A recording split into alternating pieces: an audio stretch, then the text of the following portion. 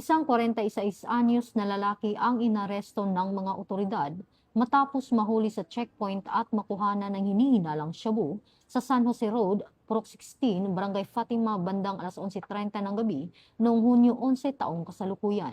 Kinilala ang sospek na si alias Tan, may asawa at residente ng Barangay San Jose, General Santos City.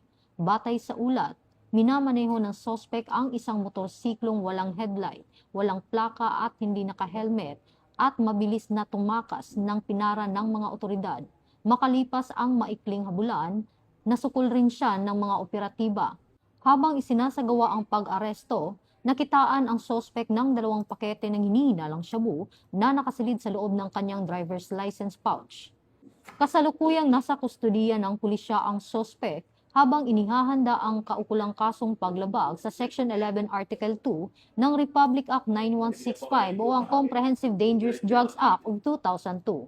Paalala ng pulisya sa publiko na maging maingat at sumunod sa mga batas trapiko at alituntunin sa checkpoint. Iwasan ang pagmamaneho ng walang helmet, walang plaka o hindi kumpletong ilaw ng sasakyan. Mahigpit ding ipinapaalala na ang pagdadala ng iligal na droga ay may kaukulang parusa sa ilalim ng batas.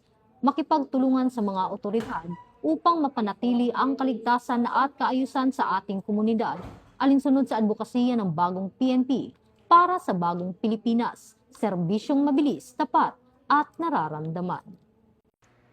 Mula dito sa Campo Crame, ako ang inyong PNN correspondent, Patrolwoman Resalie Umalay, nagbabalita para sa Police News Network, alagad ng batas, tagataguyod ng balitang pulis.